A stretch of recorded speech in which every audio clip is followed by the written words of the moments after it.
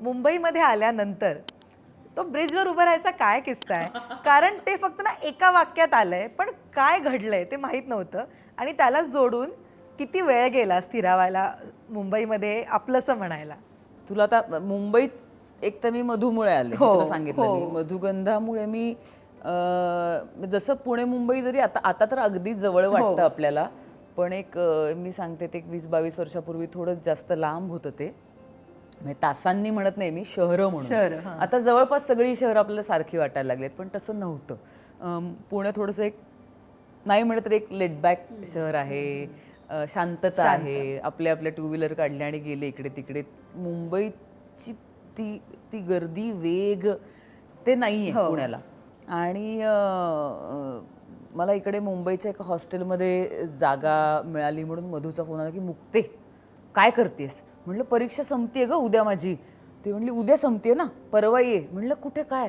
मुंबईत आमच्या हॉस्टेलमध्ये जागा झाली आहे आणि मी आमच्या मॅडमना सांगितलंय की माझ्या एका मैत्रिणी. म्हणलं हो मला हवं आहे. म्हटलं पण उद्याचा पेपर आता द्यावे. ती म्हणली नाही मी परवापर्यंत सांगते ना ॲडमिशन नवीन हे घेऊन. मग मी आले आणि कुर्ल्याला त्या हॉस्टेलमध्ये मी ॲडमिशन घेतली. पण मुंबई अवघड आहे शहर. म्हणजे एकदा तुमचं झालं की सोपं आहे, पण म्हणजे माझा मुळात दिशांचा घोळ, ट्रेनची भीती. मी पहिल्याच दिवशी पडले होते ग ट्रेनमधनं कुर्ला स्टेशनला. पडलीस? पडले होते मी. म्हणजे मला माहित नव्हतं की म्हणजे मला भीतीमुळे मी दाराच्या जवळ गेले, पण कुर्ल्याला एवढी गर्दी होती उतरायला की पटपट पटपट उतरतात. ट्रेन थांबायच्या आधी उतरतात ना. तर मला ज्या मागच्या बायकांना उतरायचं होतं त्यांचा धक्का लागून मी उतरलीस तुझी. हा म्हणजे आडवीच होते, पण मी उतरले म्हणजे अशी होते मी. तर मग कोणीतरी उठवलं वगैरे आणि सॅक पाठीवर वगैरे ते सगळं. आणि मला थोडीशी भीती बसली की हे पण घरी नाही सांगायचं आहे. म्हणजे आपल्याला भीती वाटते हे सांगितलं तर आपल्याला म्हणतील घरी ये परत मग. ये, हां. की नको एवढं करू, इकडे काहीतरी करूया, पुण्यात कर, हौशी नाटकं कर. मग आपल्याला करिअर करायचं आहे. आणि मध्ये मध्ये मला थोडी भीती वाटते, पण मला राहायचं आहे. काही नाही होत मुक्ते, राहायचं काही नाही. मी नाही का आता सरावले, मी तर कुठून आले, पंढरपूर महाडपसर वगैरे हे सगळं. हो हो नाही नाही राहणार.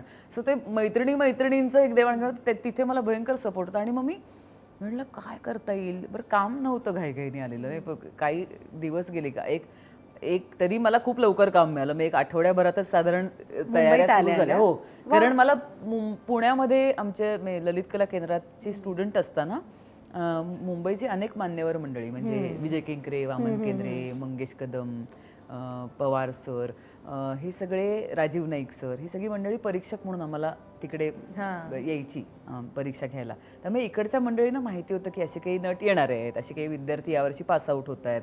आणि आळेकर सर सांगायचे की आमची ही मुलं चांगली आहेत यावेळेस. त्यामुळे एक नाटक मला मिळालं लवकरच मंगेश कदम सरांचं. तर मी काय करायचे, लगेच पास काढला बस आणि ट्रेनचा, दुसरं काही परवडायचंच नाही. आणि मी वर्किंग आवर्समध्ये, ऑफिस आवर्समध्ये दादर स्टेशनला जाऊन उभी राहायचे ब्रिजवर. कारण माणसांची सवय नाही. म्हणजे मुळात मला मॉलमध्येही मला आत्ताही एक अर्ध्या तासांनी मला अनइझी व्हायला लागतं, कारण मला मुळात खूप माणसांचा त्रास होतो, खूप त्रास होतो. तर मी भूमिकेचा अभ्यास काय करायचे, मी ब्रिजवर जाऊन मुंबईचा अभ्यास. गर्दी, ही माणसं आहेत आणि या माणसांमधले आपण आता एक माणूस होणार आहोत याचा अभ्यास. 1-1.5 आठवडा मी एवढंच करत होते की उभं राहायचं, बघायचं, खाली जायचं, लिंबू सरबत प्यायचं, परत यायचं, बघायचं, ट्रेन पकडायची, उलटं जायचं, उलटं. ट्रेनचा पास होता काही. आणि हा अभ्यास, तर हा तो किस्सा आहे की ब्रिजवर उभं राहून माणसं बघण्याचा अभ्यास. कारण कळलं पाहिजे की काय होणार आहे. कितीतरी वेळा मी पत्ते चुकले. खरं तर किती सोपं आहे. आता मला कळतं की यात काही चुकण्यासारखं नव्हतं, पण तेव्हा मी पण मुंबईमध्ये सुरुवातीला कोणीही आलं तरी गोंधळायला होतच. भारी आहे. मला ना इतकी उत्सुकता होती हे जाणून घ्यायची की हे नेमकं काय आहे. आणि आता मला असं बरं वाटतंय ताई की मी फायनली तुझ्याकडनं ऐकलंय.